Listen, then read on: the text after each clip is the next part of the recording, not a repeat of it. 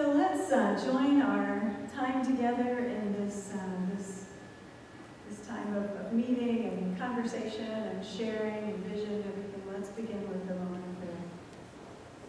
Gracious and loving God, we love you, we love each other, and we love this church. We pray that you will guide our actions, our ideas, our inspirations to courageous steps that we take to come forward together to be your people.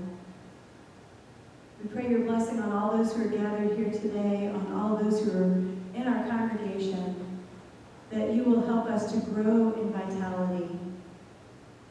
And we offer all of these reports and these ideas today simply as an intention to how we would like to serve you in the rest of this year.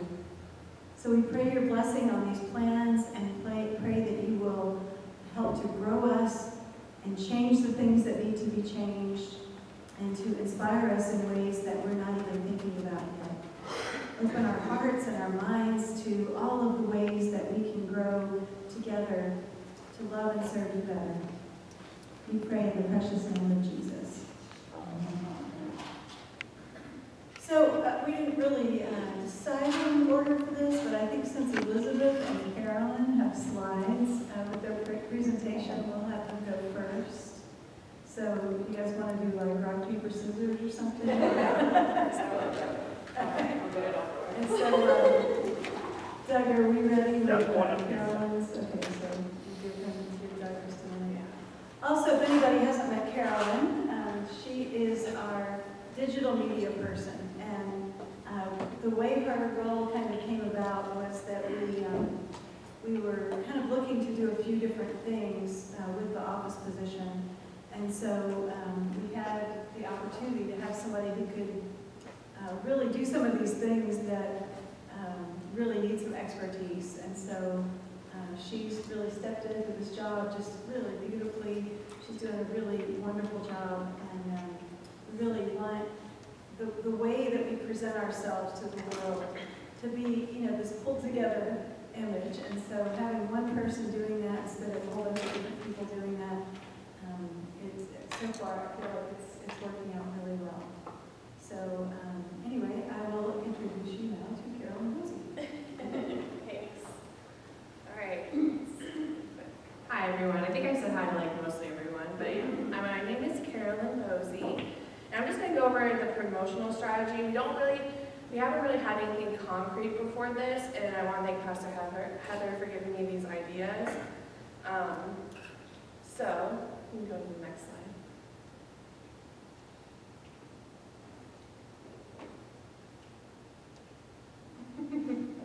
Okay, perfect.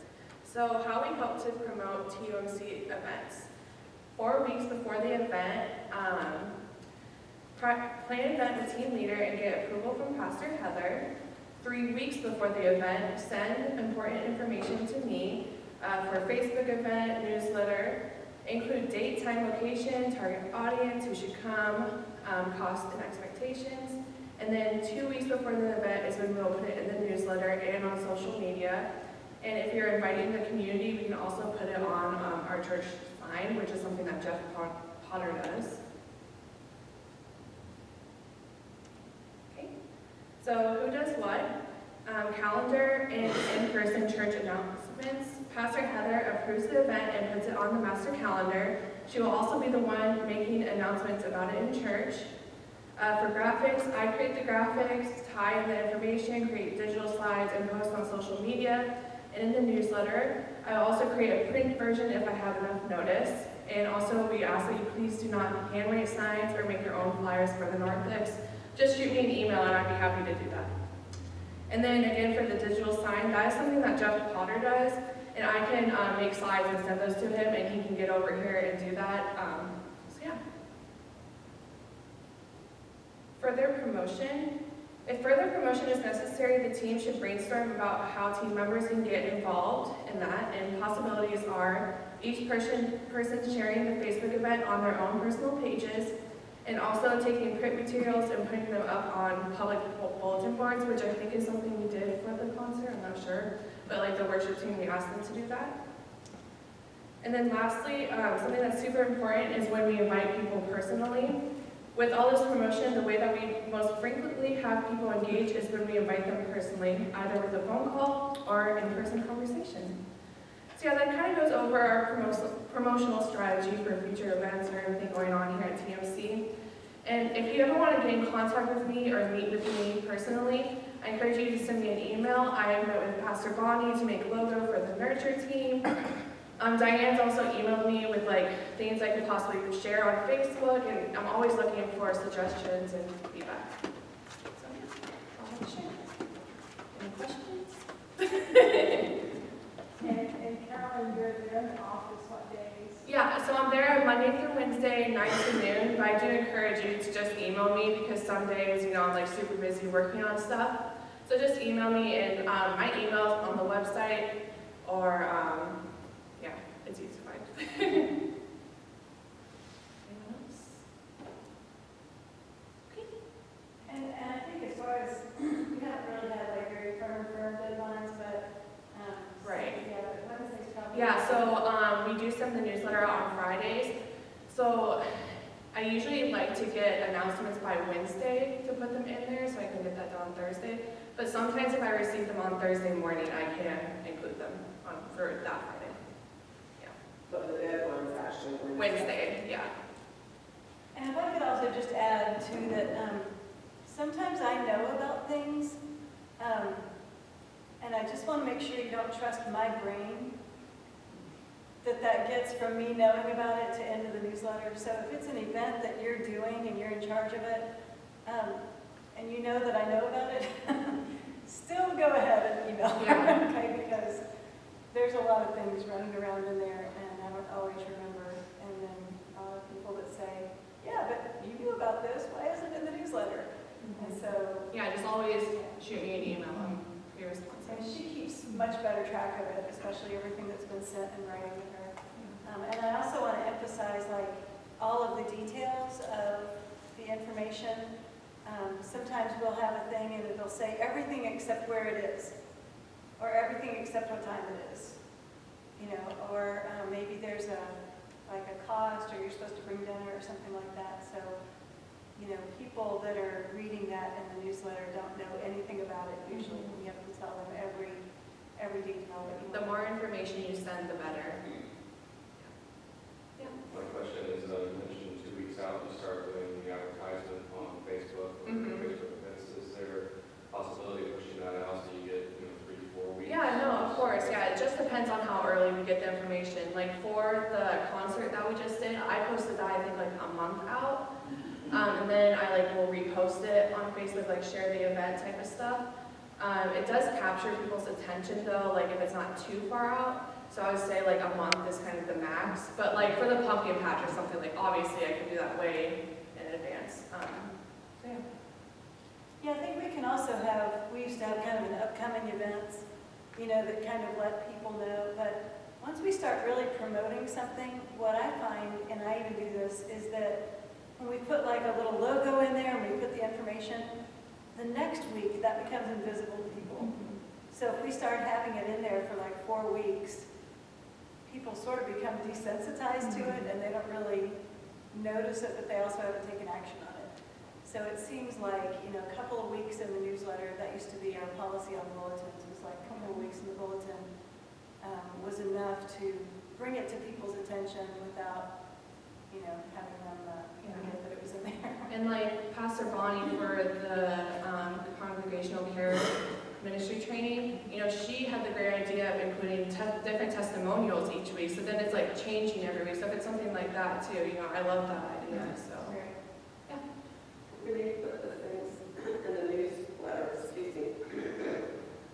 Facebook page, I don't recall, do you put the button, interested, going, or whatever?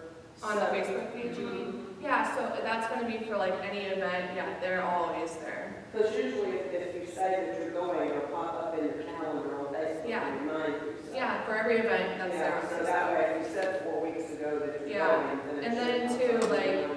That's another great way to promote it yourself, because if you say going, that shows up on your Facebook feed to everyone you're friends with, so they can see, for the carnival, I said I was going to it, And my friends saw that and they're like, oh, I'll go to the carnival. So it's like a great idea too. If you're interested at all, just go ahead and put interested, you know, and then it will pop up for other people too. Okay, anyone else? Yeah. As for the sign, I'm gonna ask Jeff Potter to train me for it. Yeah. because We have to have more than one person, otherwise, if he isn't too busy, he's not gonna get it there when you ask him to. Right, yeah. And just to kind of touch base on that too, is that we really need to go through caroling because we've done a little bit of work to figure out which slides you can actually see. We've had some that Yeah. don't show up very Yeah. well on that. And so she really needs to design what that slide Yeah. is. And I think what this kind of does is that sometimes we want something and we want it right now. You know, like we think of something on Thursday and we want it to be on the sign on Sunday. And really, as leaders of the church, we really need to think a little bit farther out to really plan something like that. Because most people don't pivot that quickly to, so something might need to be on the sign even longer, you know, than a couple of weeks. But having the, you know, going through this process, well, like when you first start planning an event, you can think, well, is this something that's just for people inside the church, or would people outside the church benefit from that too? And if it's something really internal, you know, like this meeting today, we wouldn't really put this on the sign because this is kind of an in-house thing, but, you know, pumpkin patch or things that we really want the community to come to, it's great to use the sign for that. Does Jeff have to come into the office to access that sign? Actually, He goes into our closet. yeah, it's a wired connection and he has to do it. It's literally wired. It's Okay, I wired, didn't know whether you might be able to access or get through an app from his home. Yeah, I would love that if you could, but yeah. That technology doesn't do that. Yeah, and then you also have to make it like 100 by whatever pixels. It has to be so small, which I didn't know at first. So I was making these huge graphics, and it was not visible at all. So, yeah. Yeah, so just giving enough time that she can work with it and he can try it, and then sometimes, you know, he looks at it and it still doesn't look good, and you know, he has to try Trial and it. error, yeah. But we could absolutely use that sign more than we're using it. You know, we haven't really had a lot of information on there. It tells me where to turn. And you know, when Jeff asked me, he's like, anything you want on the sign? It's like, it's another one of those things, it's like a whole thing. Well, like, you know, the other day we were talking about the choir and getting people to Yeah. join the choir. And Yeah. if you need something, Yeah. you know, have a passion for singing, so Mhm. join the choir. Yeah. It's just what, it doesn't have to be on a Sunday, it can be any day of the week that's there. Yeah. And that's also where this idea of the teams working together is really helpful, because sometimes as individual church members, we have an idea, and, you know, so I don't necessarily want, you know, Elizabeth or Luann to call Carolyn and say, hey, I want to put a thing for the choir on the sign. You know, it might be a good idea, but then run it through, you know, Jeff or the worship team, or, you know, because sometimes there are a lot of input coming from a lot of places, and I think the more we can solidify as teams, that's really helpful. Yeah, so again, just email me with like anything you want to promote, and I can see what I can do, and if you have any suggestions either. Yeah. For larger events like the pumpkin patch, when you ask for volunteers, are you running the sign up genius, like sign ups, or are you still just doing it with an architect? I think Chris and Susie you guys did a sign up genius too. Yeah. So officially you spend a percent of our, we're starting at cleanup days and that kind of thing. I think it would be great for cleanup days. Yeah. Yeah, it's definitely something I can do. Diana's using it for hospitality, aren't you, Diane? What's Sign that? up genius. Sign up genius, aren't you using that for hospitality ideas or functions? You use some type of sign up. It's like take them a meal. Something like that. Yeah, take Well, them a meal. but my point is, we have- It's similar to like They're using sign up genius, they're using a different account, and we have a centralized, we go to one person to get a volunteer sign up, so that's not a free for all. So I think one thing we've looked at, instead of sort of centralizing everything in the office where everything goes through the office, is more of sending out that level of communication to the teams, to where the team is really communicating with the people, and like, instead of like call the office and then the office will connect you to that team leader. Instead, it's like, if that team just handles it, then it's already going to them. Kind of like what, Chris did with Pumpkin Patch, like he's gonna look at that sign up and know what's going on with everything, instead of, hey, Carolyn, who signed up for Pumpkin Patch? So I think it's kind of when we changed this position a little bit, it was a shift from more of a centralized office to more of like teams kind of incorporating some of their work into that. Carolyn's great though. If you struggle with technology or anything like that, she'll. Yeah, that's another thing too.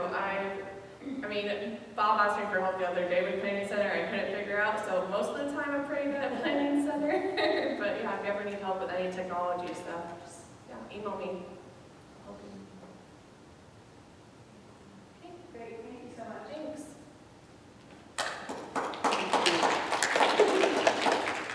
And now finance, Elizabeth Lee.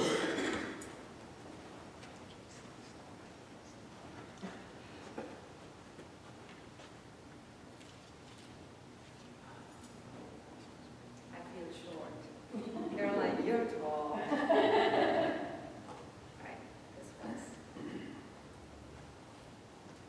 Good afternoon, everyone. I was planning on giving a financial update tomorrow to the church. And so, since this meeting just happens to be before, we will get to do a preview today and walk through it. So this is, Doug, if you will go to the next slide. So this is an update on where we are financially as of the end of May. And so the good news, I'll wait for the page to show. Doug, could you please go over that? There you go. And I also wanted to see if, the colors are visible. I think they are, right? I was just looking around. But in any case, so we have seen an improvement, and that's the good news, right? March to May, that's the headline. We have shown an improvement that needs to continue for the rest of the year. So how I've broken this out for you is if you look at January and February, 2 months is that one column, the first column. And then you look at March, April, May, which is the next column, and then the summation of the two is where we stand year to date. So January and February, we had a operating deficit and a net deficit of $17,000. That's how we started the year. This is when we were still in COVID. March, April, May, we have seen an improvement. So we opened the church, folks have started coming back in, we've started to see an improvement. We actually had a $3,000 surplus, operating surplus. But then we made some capital expenditures for the parsonage fence, which was, absolutely required. And so we made that investment of $5,000. So for that period, March, April, May, we ended with a net deficit of $2,000, but significantly better than what January and February was. So we got to keep that in mind. So we're headed in the right direction. Year to date, May, we are sitting at a net deficit of $19,000 as a result. Again, just the highlight is we have seen improvement. We need to continue with that improvement. We need to work on eliminating our deficit. So some additional key metrics that I want to share with you.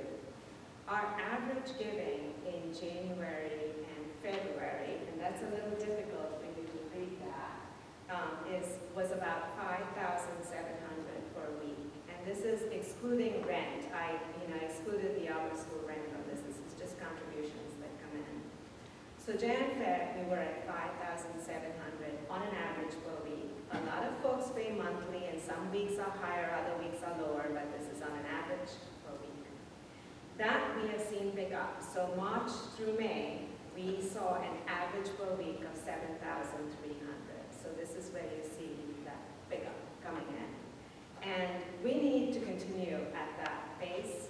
It would be great if we can show improvement in that as well. So thank you for that. Thank you to this team, which I look at as the core in helping us get to where we are. When you think of cash and investments, we are still in a good place. And so I pulled some historic data as well for you. And Caroline, maybe you can you go back, Doug, sorry.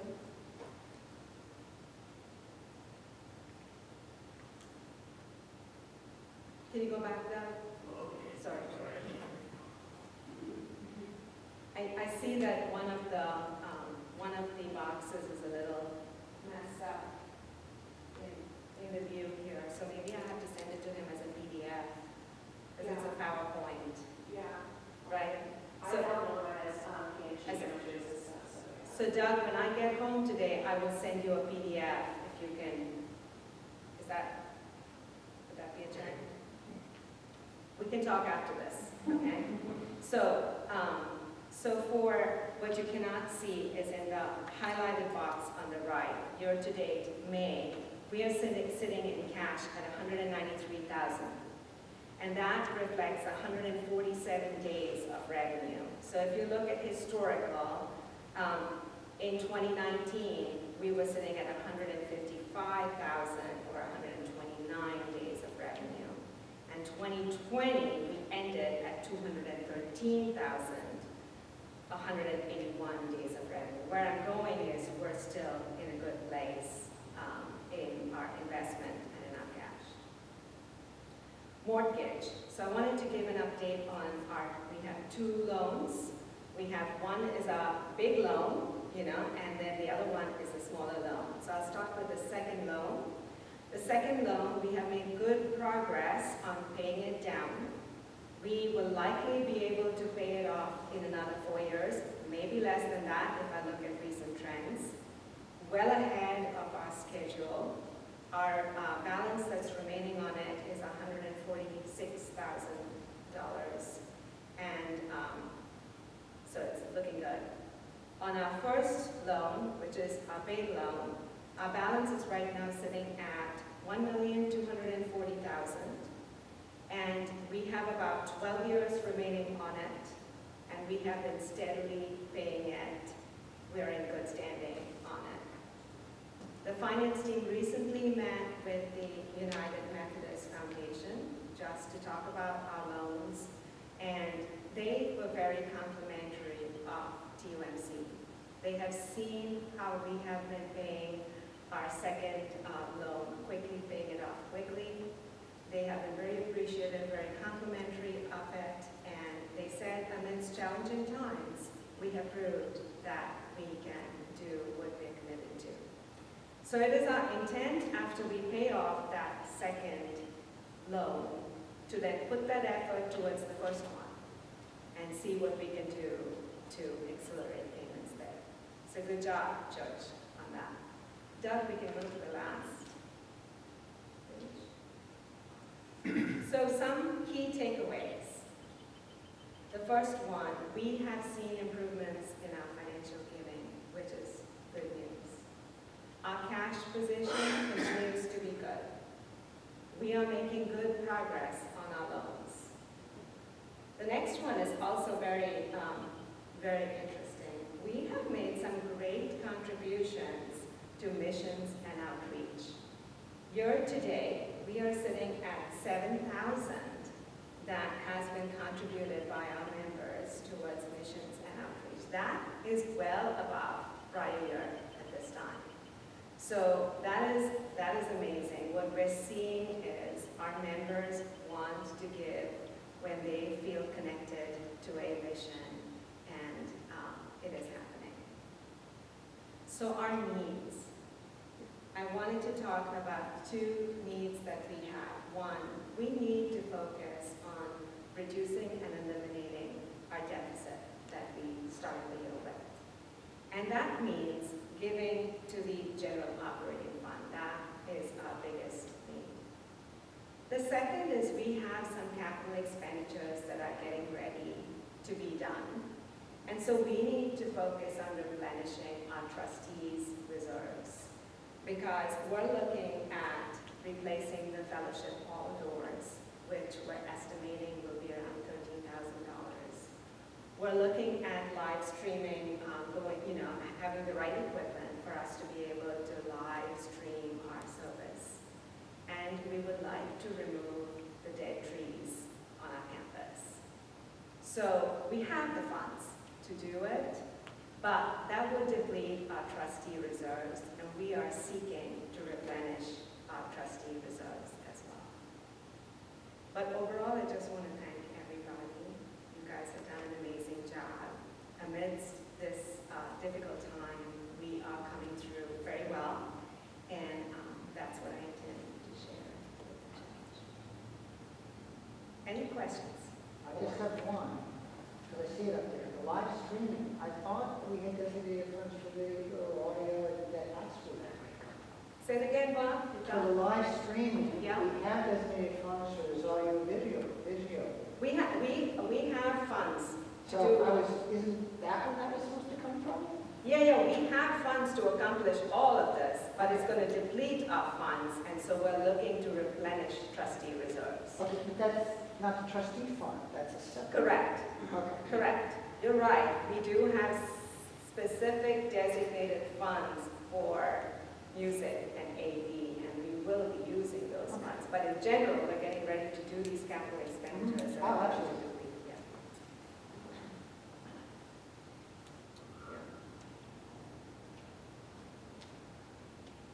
Yeah. Just to mention, what was the maturity date on the second loan to show how far ahead we are? It was actually close to the first one, so I want to say 2034. And we're only 4 years out, so I think that's a... Yeah, it's like about 9 years ahead, so, yes. Yes. Elizabeth, are we amortizing just the second one? Both of them, amortizing? They're two different loans. Yeah, I understand that, but what I mean by amortization is accelerating. Oh, right now we are paying ahead just on the second one. Okay. Yes, once we finish that second one and that's paid off, then we will try to do the same on the first one. Thank you. Yeah. Yeah. So we meet as a finance team once a month. Anybody and everyone is welcome to join. Just reach out to me if you would like to join our team or participate with us. We try to start with a culture of caring, just to get to know everyone on the team and what's going on in their lives. And because we are more than a finance team, we genuinely are caring for Bob's here, so, but yes.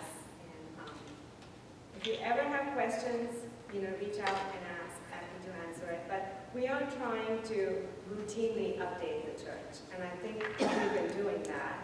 So I expect to come back to the church hopefully every 2 months at least.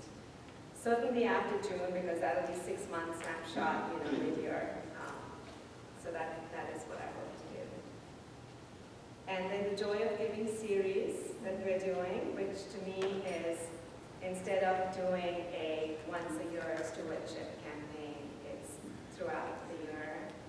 And really sharing from the heart testimonials, which I feel is how people will connect with our church and want to actively participate, either with their giving or their prayers or their participation or all of it.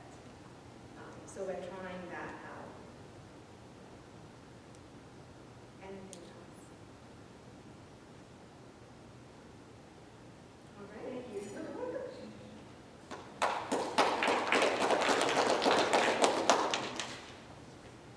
Next, we will have Tammy Rickensrud from Staff Parish Relations. Hello, everybody. So there's not as much to share with Staff Parish Relations, except for, my plans for this year. So I have a great group of people on our committee this year. I'm thankful for everybody. We have a great team, too. I want to say thank you to our team. I see a lot of us here, so thank you for being a part of our staff. And most importantly, Pastor Heather, thank you for being a great leader. And so my plans for this year is to do a better job of supporting our staff and Pastor Heather. You know, and I'm speaking for myself, basically, you know, just being there for our team members when they need me to support, being available more, and just trying to be more in tune with what's going on with everybody. So that's what my plan is for SPR for this year. I also want to focus on some of the events like the Love Christmas offering. And it's not just about money, in my opinion, for everybody loves money, right? But we need to give them support, we need to tell them how much we appreciate them, we need to send them notes and, you know, really tell our staff members how important they are to Tuscaloosa. And so I think I want to try to do a better job at that. We're trying to do better with our birthdays, for our team member birthdays. Thank you, Luann, for helping with that. And just small things to let everybody know how much we care about them is what I'm trying to focus on this year. So, we have quarterly meetings, and we meet more often when we need to. We have issues going on, or we need to hire a new team member.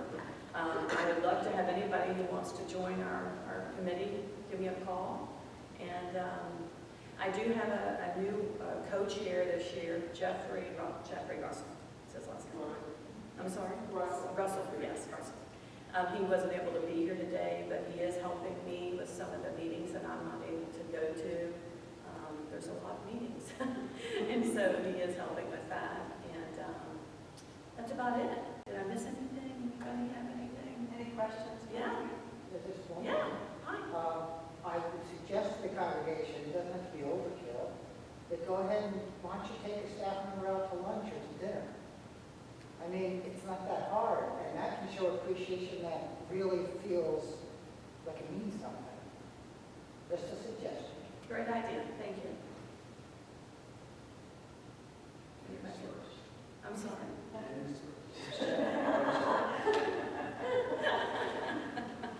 Anybody have any other comments or questions for me? No? Okay, that's it. Thank you. Thank you.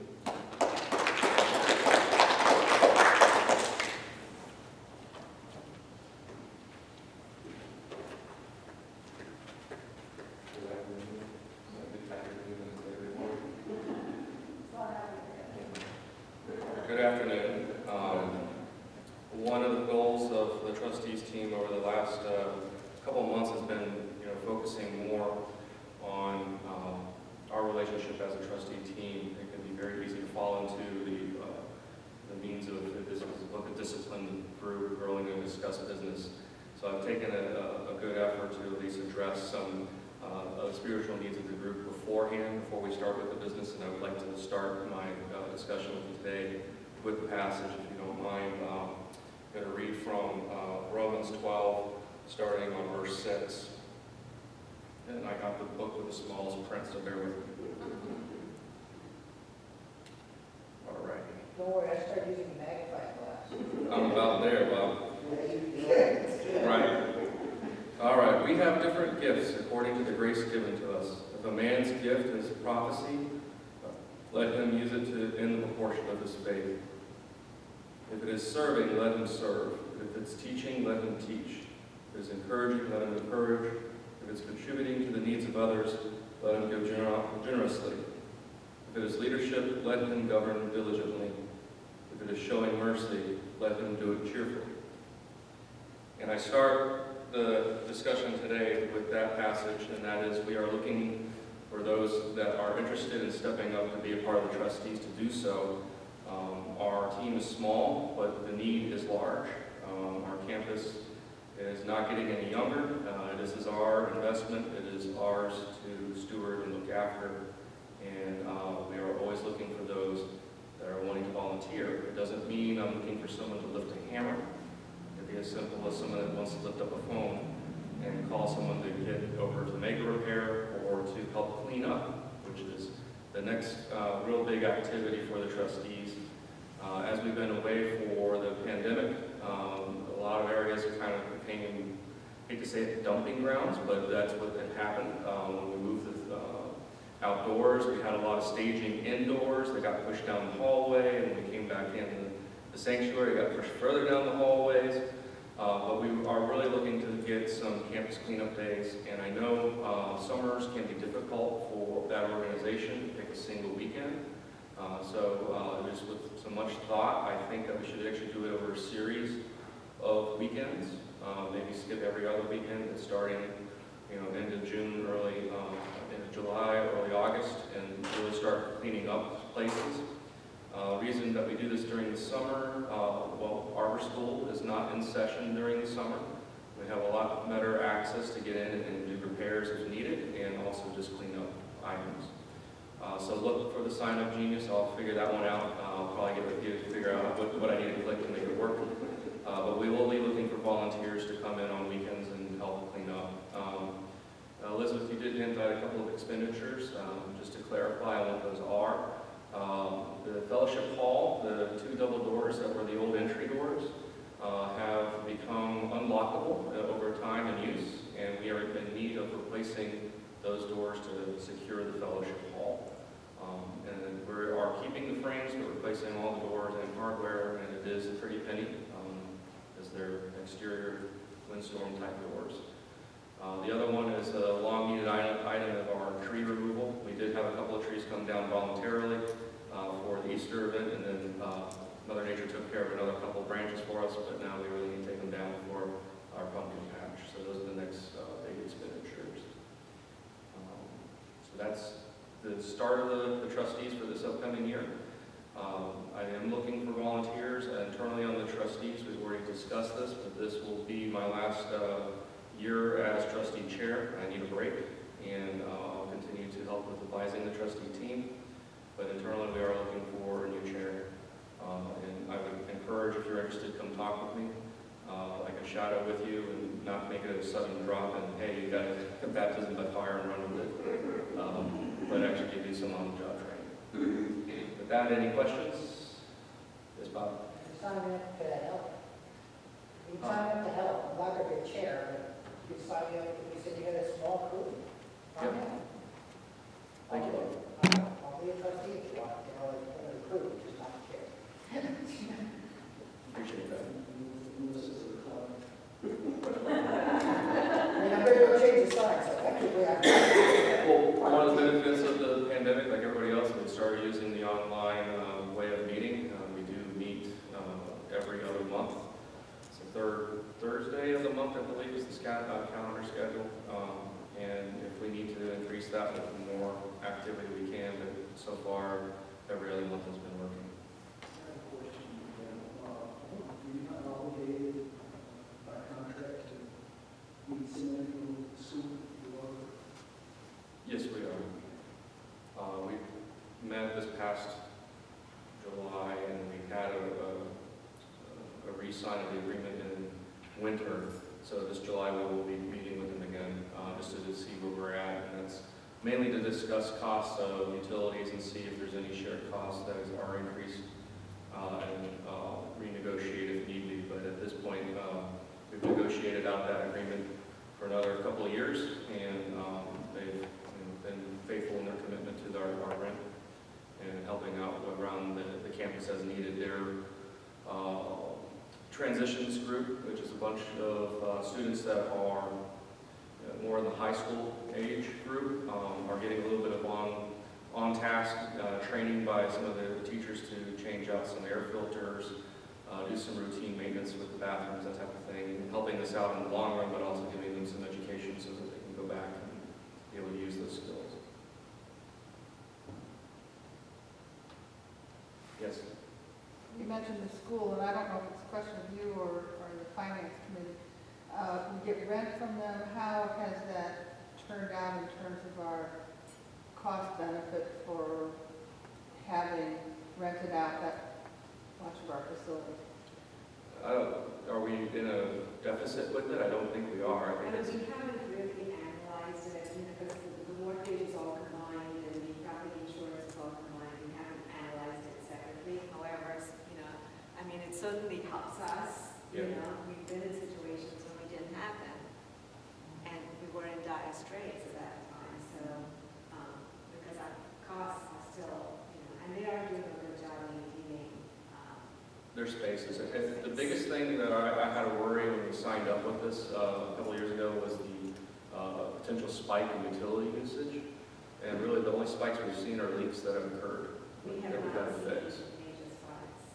Yeah, we've analyzed the costs for utilities on a 6-month cycle, and in the agreement, there's an agreement that they would pay on a monthly basis anything over 300. We've never exceeded. Yeah, we haven't hit any of the thresholds in our And agreement. that's a comparison for the same months for the previous 3 years. There's not been any significant increase in utility. So if we didn't have them, we would still have pretty much all the costs we have today because the mortgage and the insurance is the big amounts, you know. Well, and I think it's far beyond financial. I mean, I love having a school here. I don't usually see the numbers, and I got you all here, so I thought I'd. Yeah. They have been making some, improvements on campus. They've been very good at asking permission before going around and doing that. One of those is the garden out back. It's a teaching garden, it's a hydroponics garden. So if you are interested in gardening in Florida, take a look at that technology, because it's really hard to kill anything with that and have really bad outcome.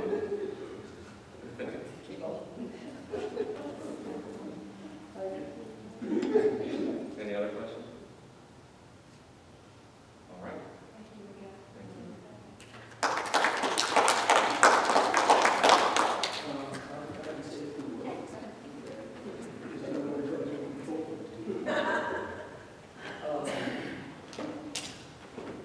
My brief talk is sort of COVID-centric. I'm sorry, don't throw anything.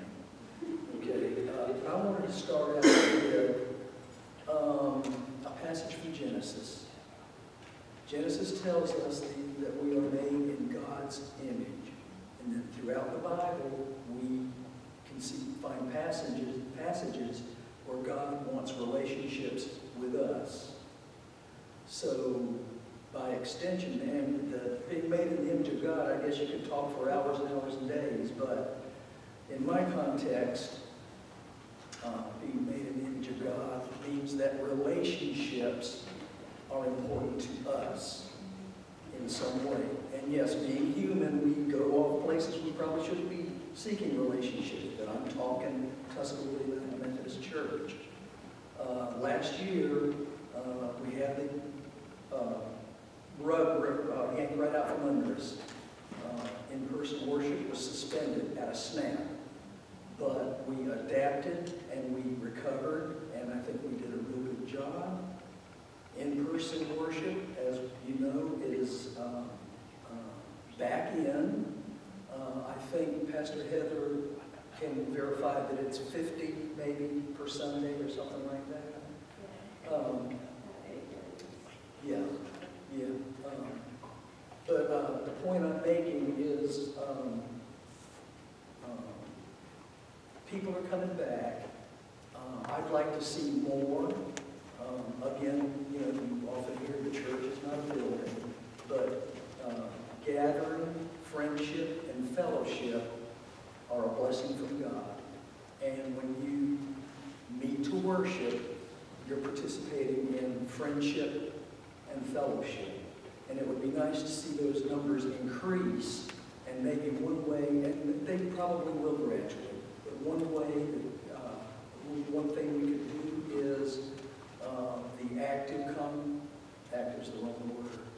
The congregants that are participating in in-person worship, if you can think of somebody that you haven't seen or heard from in a long time, like maybe that person that was sitting in your pew every time you came here, give them a call, give them an invite, reach out to people, is what I'm suggesting. And we beat the small groups drum, but if congregants would look for a group to belong to, be it Bible study, be it one of the business groups, for lack of a better word, if everybody could get involved, we strengthen our relationships within these walls, I think, which would motivate us more to go outside the walls. So it all starts here. The only thing I can think of now is the end. Thanks for your time. Thanks for being here. Oh boy, it's great. I would just like to say this. Y'all all made my job so easy. Because everybody's already said what I was going to say, so the end. No, I wanted to start my talk with a story that several of you may be familiar with, called The Lonely Ember. If you're familiar with it, raise your hand. You've probably told it, right? It's a good pastoral story. So there was a member of a certain church that he had stopped going to church, and so the pastor, after a few weeks, decided he was going to go visit this guy. And so he goes to the man's house, and he's sitting alone in front of a roaring fire. And so he asked the pastor to come in, knowing probably why he was there, but he invited him in to sit and chat. Well, the pastor sat down in the chair, and he didn't say anything. They just sat there in silence. After a while, the pastor started playing with the fire and just noticed how the flames were burning all around the logs. So he reached in with the tongs of the fire, pulled out an ember, and laid it to the side. So the ember just kind of glowed a little bit, and shortly it just went out, and it was cold and dead. After a few minutes, the pastor, let's flip the page.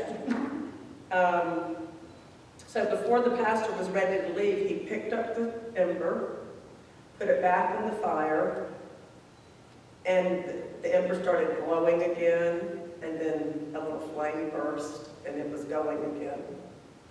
And so as the pastor was leaving, the man said to him, "Thank you so much for your visit, especially for the fiery sermon. I'll see you next Sunday." That was very ad-libbed. Anyhow, after reading that story, I've heard it so many times. This time it just spoke to me differently, because we're now coming back out of a time of sitting, staring at a fire, or the TV, or the computer screen, or whatever we've been staring at. And it just, last week, the ladies of the Tremont came in, and my heart just about burst with the excitement of seeing them. It was just beautiful. And so I see the embers starting to glow, and we need to fan that baby and turn it into a flame. So that's just what I wanted to share with you about that. Yesterday I had the opportunity to attend my first ever annual conference. And I attended the laity session, and then I listened to Bishop Carter preach.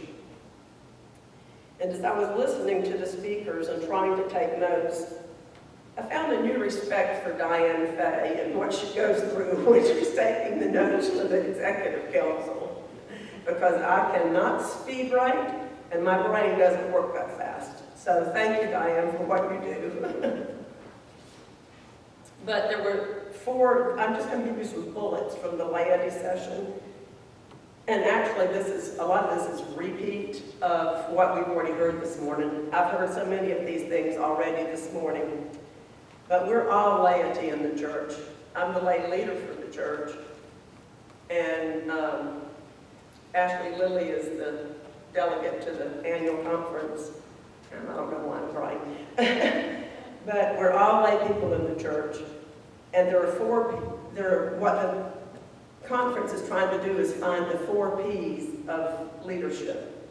Those P's being purpose, what is our purpose? Presence, our presence here and our presence in the world. Partnership, and partnering with people outside of the church. And then passion, what is our passion? What is Tuscaloosa's passion? And I think we pretty much know ours is mission, but that can just go so much further.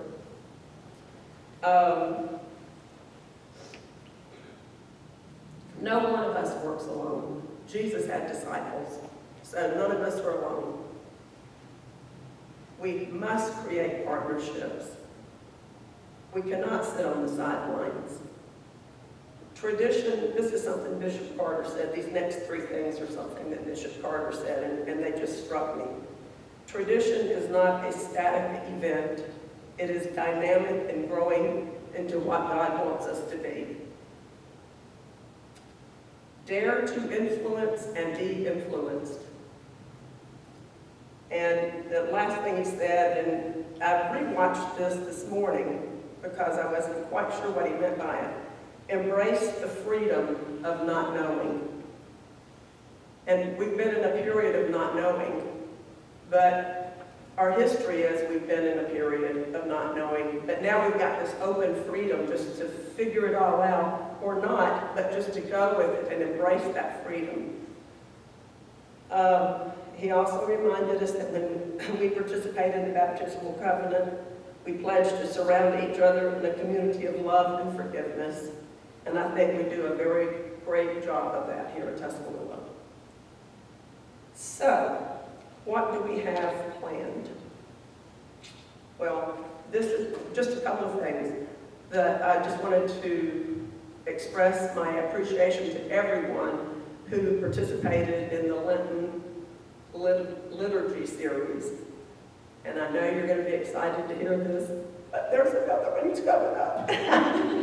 So I'll be looking for liturgists. Raise your hand if you want to do it. I don't know why I don't have a voice today. Anyhow, something else that I've been thinking about as we move through the summer and into the fall, and I've talked with Cheryl Love about this, and I'd love to talk to anybody else that might have ideas, is that sometime in mid to late September that we have a reunion picnic or a reunion, a homecoming, I don't know what you want to call it, but a gathering, because hopefully by September, people are going to feel much more comfortable with being back. And we want that to be like the prodigal son. We want that kind of experience, and that's what I'd like to see us put together and do. So if you have any ideas, talk to me or talk to Cheryl Love, because she's the one I decided that I was going to brainstorm with. Lucky Cheryl. Let's call it the Tuscaloosa Roundup. The Cheryl Love League, as Pastor Heather likes to say. And I would just like to tell you all that I will not be taking any questions. Thank you for being here.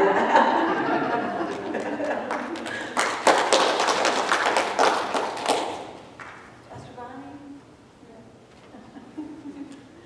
Oh, after all that. What corner? I'm so inspired. Oh, gosh. Oh, my gosh. Oh. Well, first of all, I just want to celebrate two things that's going on in the Nurture team.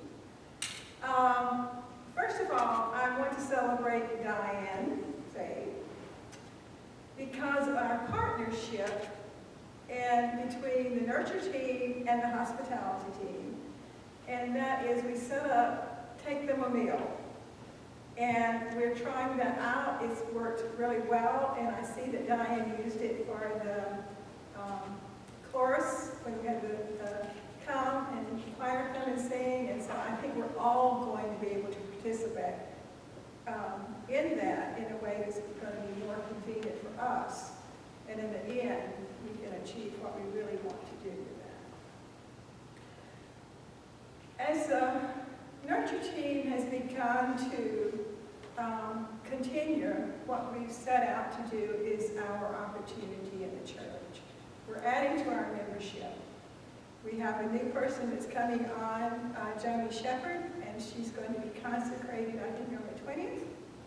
And also, the team will stand up with her, and we will recommit our vows to what we're doing, because as each time a new person comes on, we need to do that as a team, and not just the person that's being consecrated as a congregational care minister, but as a team doing this work.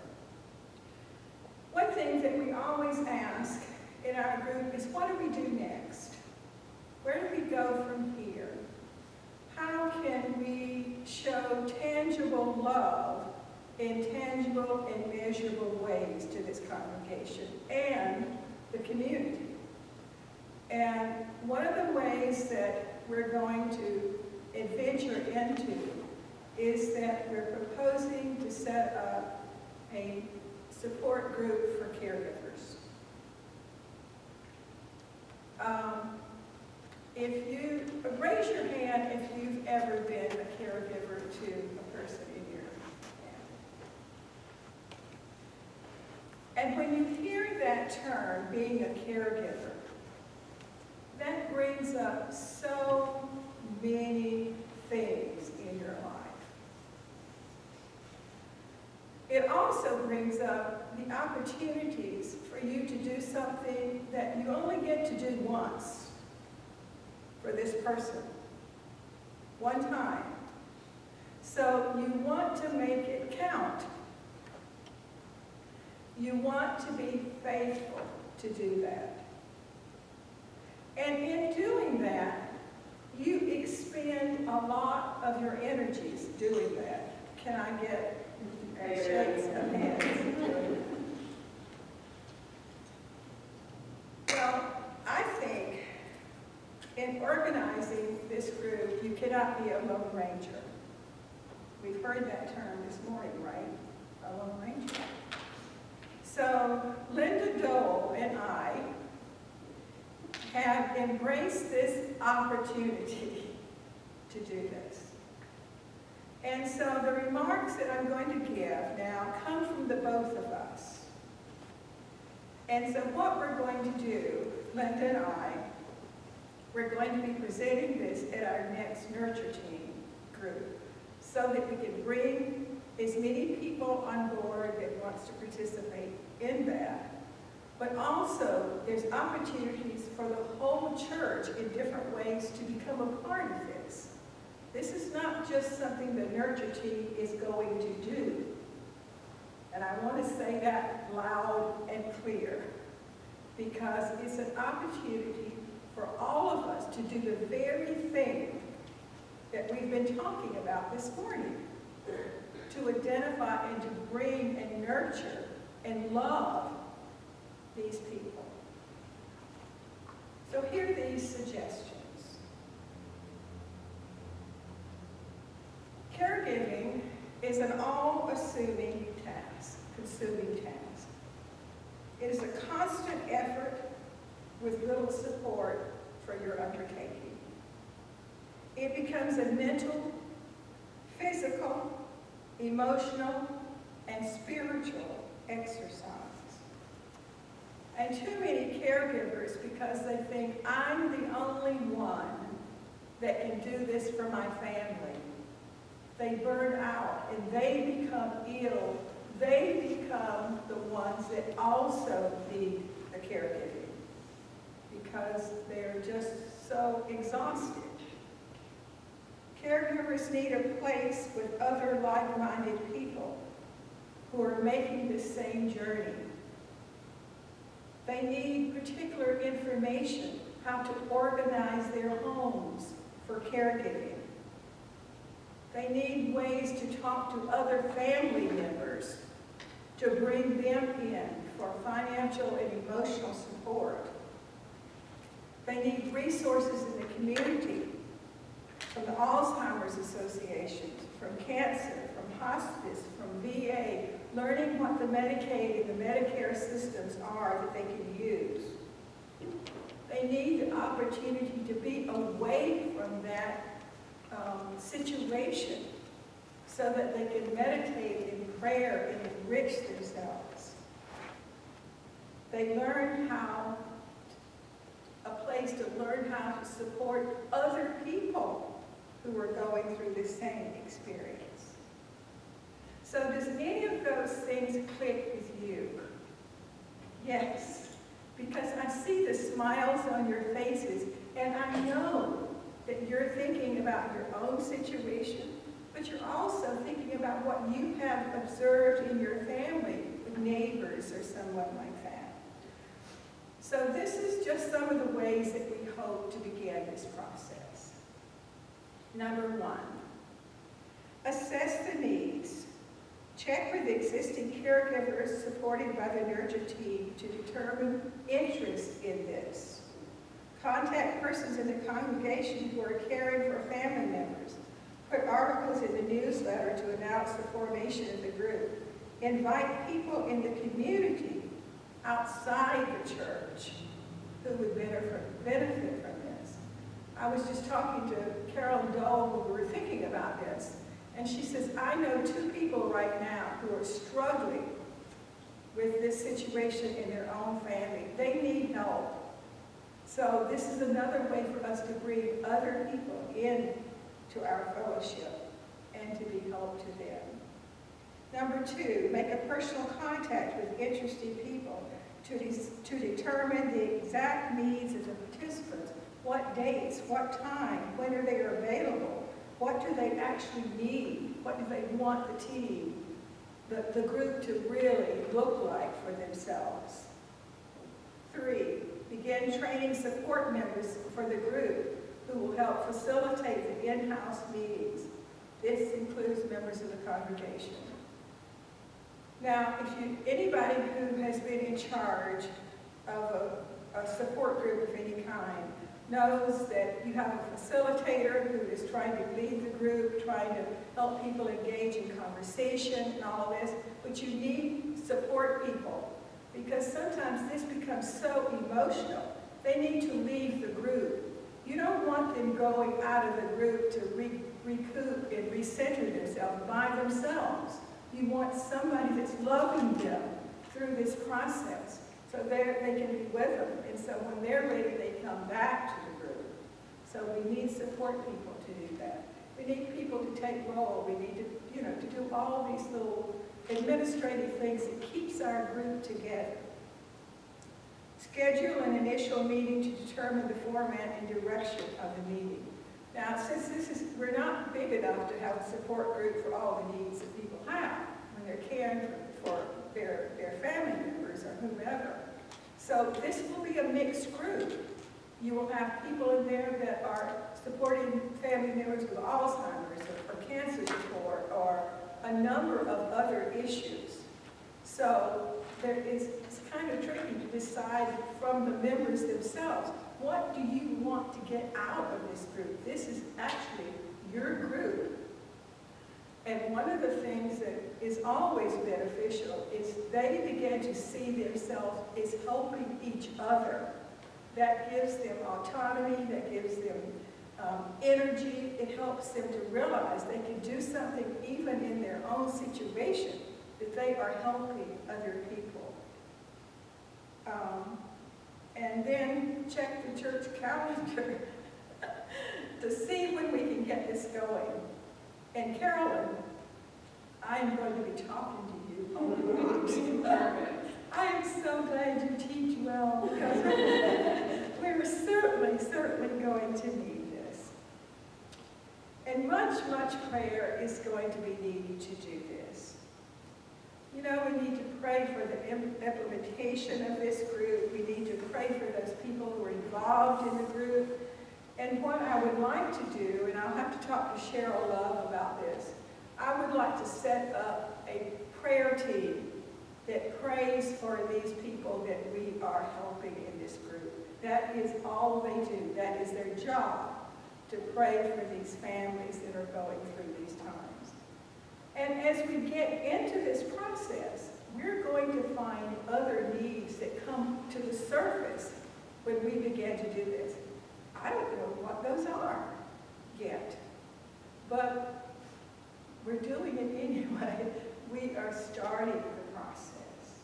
And I covet your prayers as we do this. So, are there any questions or suggestions? Well, so I'm assuming you're in prayer right now.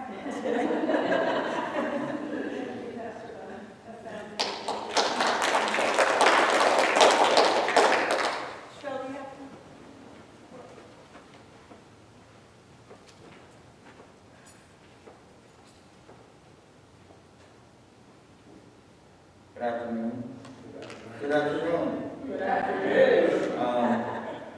just a quick update. I'm wearing a mask because my tooth got knocked out every year. Carolyn's been laughing at me all lunch, so I really appreciate you. In a little bit.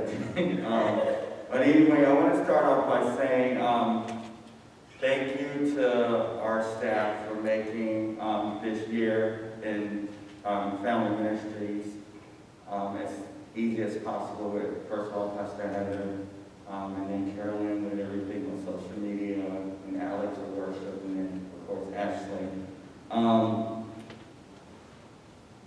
I'm very passionate about children and families. I tell a lot of people I love children a lot. Adults, I can go without it once in a while. I have a child, and I've spent 22 years in the ministry, and now the way that my child grew in Christ is very important to our family. And so, Matthew 19:14 said, "Let the children come to me, and do not hinder them, for the kingdom belongs to them." And when I think about this year, with teaching and being here and ministering, it was a crazy year for many families. I just assumed that most families are church at our school, and they were not.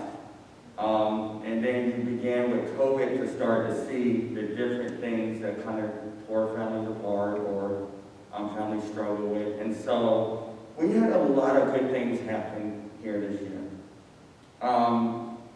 I think the elephant in the room is like one of the kids all the time. And I tell a lot of my students, whether it's in basketball and teaching, I say just get to first base. Get to first base, and the Holy Spirit will move you to the next base. And so moving into this year, that's my motto. How do we grow family ministries and youth ministries here at Tuscaloosa? Let's get back to first base. Let's get back to first base. And the Holy Spirit and God will do the rest. And so we had Zooms this year. We started with about 10 families on Zoom. And it went from like 10 to 6, from 6 to 2, from 2 to Ashley and I. And we just talk to each other through Zoom sometime or in person. And so we did have a lot of good going on in Zoom. And like we talked about earlier, sports, people were starting to get back out.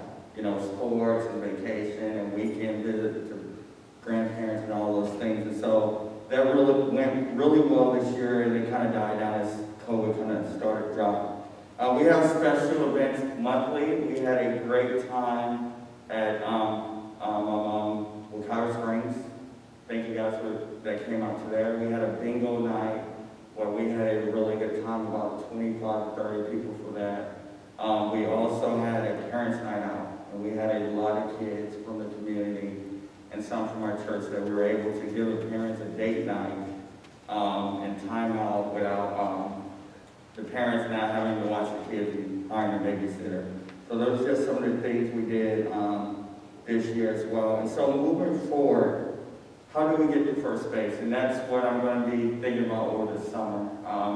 Just really taking summer to kind of look at how we can get kids and families engaged in the life of the church, back engaged into the life of the church. And so one of the things I love is someone, particularly in here, he gave me a call and wanted to meet with my family for dinner this week. And that meant the world to my family.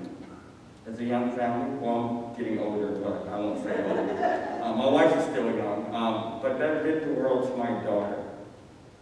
As we were walking away from the dinner, she's like, "Dad, that guy is really, really nice." And his wife told me about gummy bears. And so little things like that, that's how we get families involved. That we take a couple of us in here and be very intentional about getting to know new families that walk in these doors. A lot of times, Heather constantly reminded me is you can't do this yourself. And that's how I am. I would like to take an idea and run with it and not seek other people's advice. But like she said earlier, it requires a team. It really do. I have certain gifts. Carolyn has gifts, Alex has gifts, Ashley has gifts. We all our gifts come together to service and purpose the kingdom, and so I can't do it alone. And I think that's been the motto this year. We did today is we can't do it alone. And so moving forward, the first thing we have to do with family ministry is establish a team. It can't be like kids walk in and it's the Sherelle show. I do that a lot at school, and then if Sherelle's busy, which I am a lot, then things don't get done. And so I have to delegate, and I also have to find a team. And so that's what I'm going to be looking at this summer and moving to the fall. If you know or anyone's interested in being on a family ministry team, and I think it's important, like we said, to establish tasks and roles and things that I need and Ashley need from you. And so just be on the lookout for that. First thing we're going to do is in August, when we come back, we're going to have VBS. I think that's a big thing in the church. We haven't done it because of COVID. But at school, I just went through Discovery Island VBS. So we have all the material so we can save some money. Just in August, maybe Thursday, Friday, Saturday, and I'll talk to Pastor Heather and her team. And then maybe Sunday, the kids and the youth can come and sing some of the songs. And we're looking at, I still got to wait to talk to Ashley, but we're looking at doing that August 26th, Thursday night, Friday night, Saturday, and then possibly Sunday if we can get some calendar time. Just to have the kids come up here and sing and kind of tell you what they learned. But that requires all hands on deck. Meaning when they come and do that hospitality, those families feel welcome, they feel like they belong, they got to first base, and we get them to first base. And so that's something we're going to be looking at doing. And also, back to school, I'm looking at August 15th. And so for the summer, we're kind of on a hiatus. I was supposed to leave for the summer. And so, we kind of, I know Pastor Heather has some family ministry ideas for the summer. But August 15th is the day that I'm looking at getting it back, kicking off for Sunday school and for the fall, and there's planning things for that. And so, very excited about that. And then I think somebody mentioned earlier about ways we can service the children's homes or the community with backpacks or school supplies. Through COVID, a lot of people have lost their jobs and they're kind of getting back together financially. And so, a way that we can partner with missions here to kind of provide that opportunity for kids to have school supply. So I'm super excited. I'm actually more excited that I have downtime this summer to kind of just be re-energized and kind of just, one of the things that was cool, and I just love Pastor Heather because she gets me. And I think a lot of times I'm all over the place.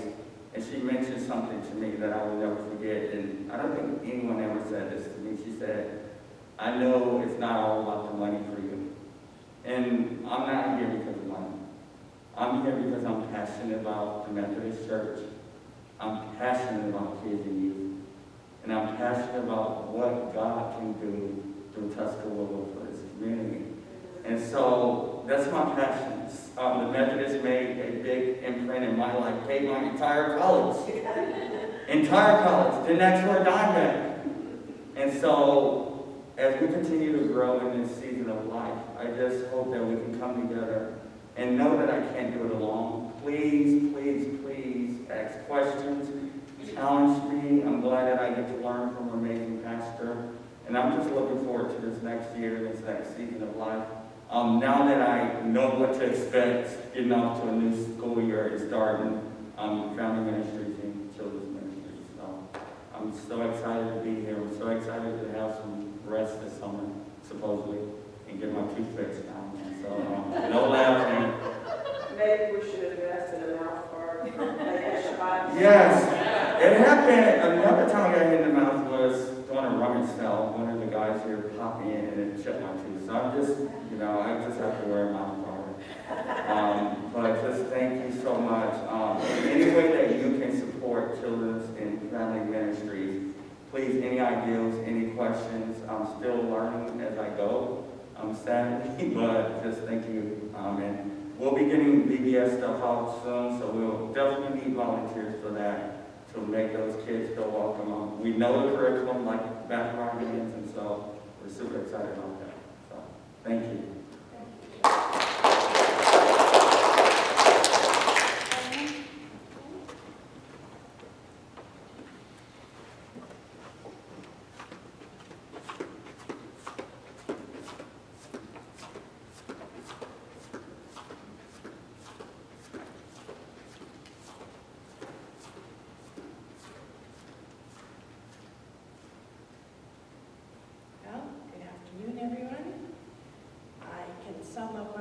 say now, and ditto, ditto, ditto. Because everyone who's come before me has already talked to the heart of the congregation. We miss you here at the church. We look forward to the day that you'll be back here with us in your timetable. And what I'd like to do is see that you are really welcomed when you come back. That you feel as though you never missed a beat, and that it's even more wonderful than you've thought about it. So in order to do that, I did have a study called The Art of Hospitality with the Church of the Resurrection in Kansas, and fabulous. Many more ideas than my brain could hold or my pencil could take down. But I've got a book, I've got time this summer, and what I'm looking at is to see, among the people that are already back in worship in person, if we could get just 10%, that would be maybe 6 to 7 people that would step forward and say that they want to be an ambassador. The Church of the Resurrection calls the people that interact with their guests and members that come ambassadors. And they were very deliberate about choosing that title because it means to go on a mission. And we are called to be ambassadors. And not for the magic kingdom that we have here at Disney, but for God's miraculous kingdom. And to do that, we will be going out in the future beyond the church walls to spread that hospitality in our community. But for now, let's practice. This is the best opportunity we have because our own people are coming in now. For the first time after a very long time at home, being isolated. And now let's practice going that extra step. Radical hospitality means doing something that goes beyond their expectation, that surprises them, that they leave with a feeling that they were missed, that they are welcomed, and that we are all one body. So I would like to see if 6 of you, or 7, would come forward and work with me once a week for 8 sessions while we really delve into how to do this. And let me give you the job description.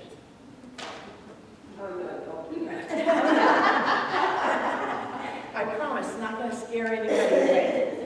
The job description of an ambassador is 1, to notice, 2, to offer your personal attention, and 3, to provide excellent follow-through.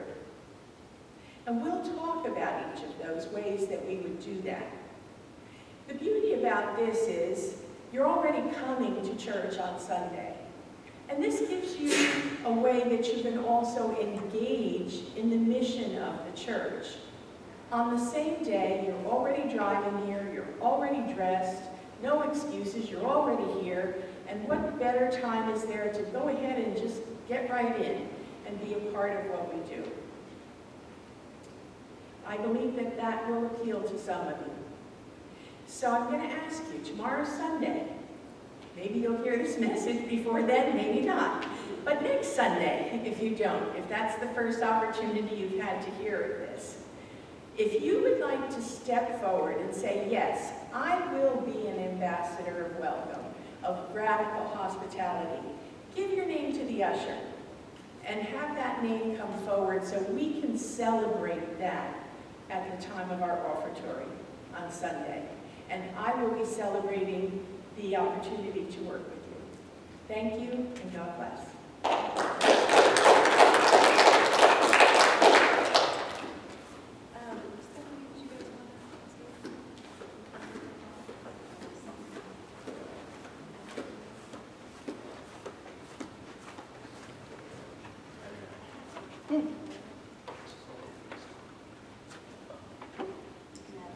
Good afternoon. Everybody has said a lot about missions, which I'm really grateful for. And I couldn't agree more that how overwhelming missions has been until now. I feel so much more confident thinking about teams, small teams having a leader in each one of those teams because it's so massive. And a lot of them really are already started, so that's the great news. But the rest is that we'll have to fill those other places. So I'm excited about that. I think that's going to be great. It's been wonderful listening to everybody tell what was going on in their group, meeting people, having lunch with people that you have never had lunch with. So if we can do that and be an ambassador, like Diane's asking for, we can do big things here. So that's all I have to say, is that I'm really looking forward to the fact of people coming back in and us being able to bring some of these families in. We've got the good people in place, so now we just have to go forward with it. We just had kind of a hiccup there with this last year where everybody was on a hiatus, basically. So, don't laugh at my words. But thank you.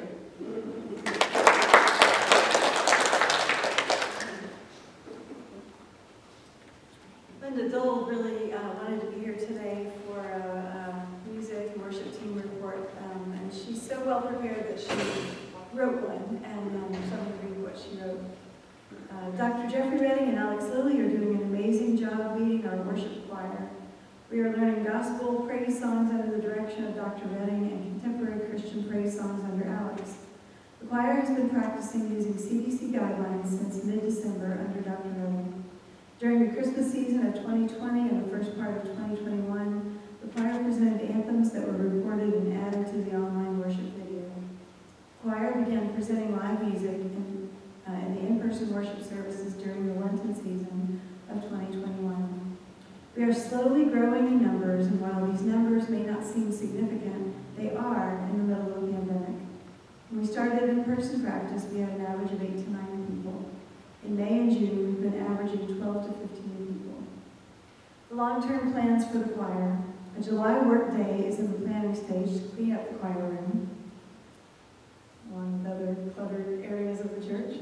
Dr. Redding is planning a major recruitment campaign for August once vacations are mostly over. A choir retreat to Warren Willis Life Enrichment Center is in the planning stage. Dr. Redding plans on bringing in other groups to make Tuscaloosa's choir an intergenerational choir.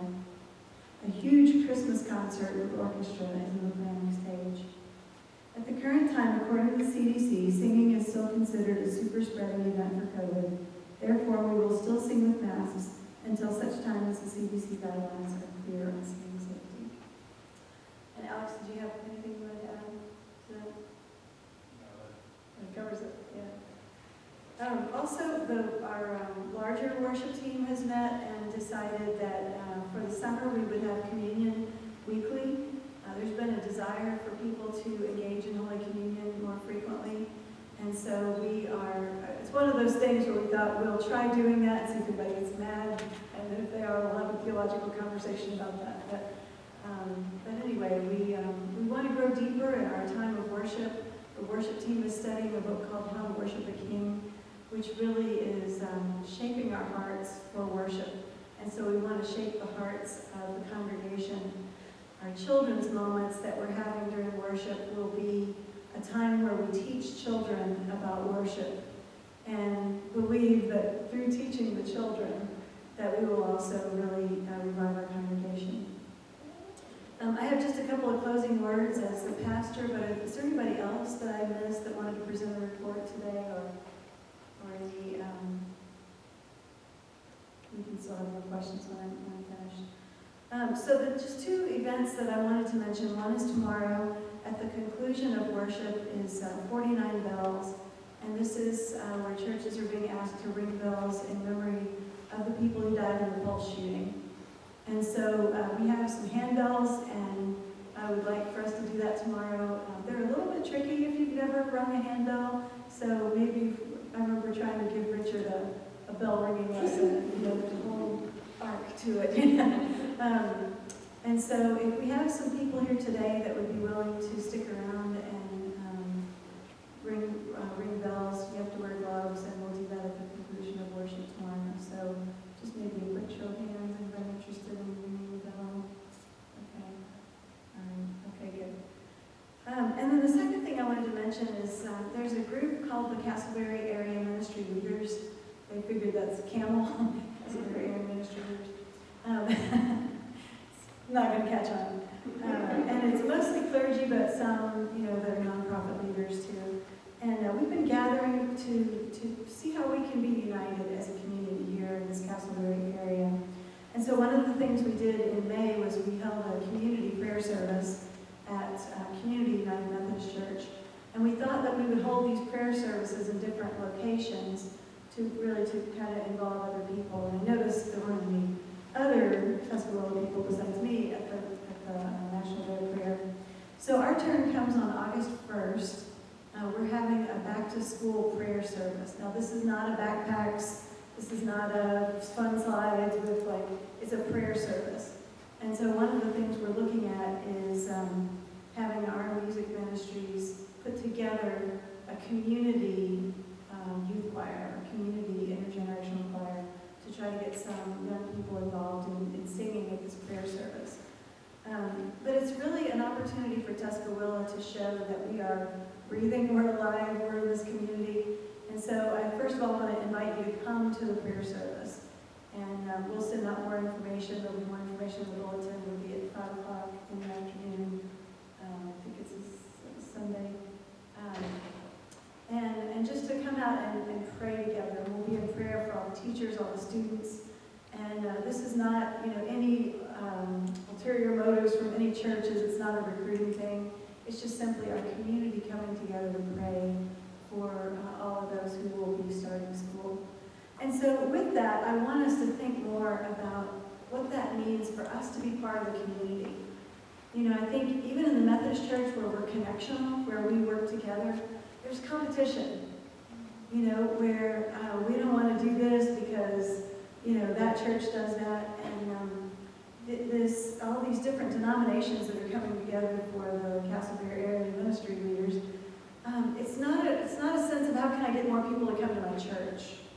It's more of a sense of how can we lift up our community and how can we show the face of Jesus to the people in our community. And so I think as we go forward with all of these plans, if we think less about church recruiting and we think more about kingdom building, disciple making, I think it'll align us with what Jesus is calling us to do. And, if it turns out that we're supposed to be, united in some of these other groups instead of each owning the ministry on its own, then that's great. Look at our ministry that we're going to be engaged in with Zoe, with Lake Eaton. Why not have more ministry partners together? So I think if we begin to look at all of these things, we'll be able to have a better glimpse of the big picture, a larger picture of making disciples and not necessarily getting our church numbers up. So before I close in prayer today, I just want to thank you all for coming. I know this has been a long day. I really appreciate this time and attention to thinking about how we can grow deeper as a church. And your presence here today has certainly been a deepening of that knowledge and that relationship that's being built. And so thank you very much for coming and for watching it online. Thank you for tuning into this. So any questions or any comments about anything that we've had today?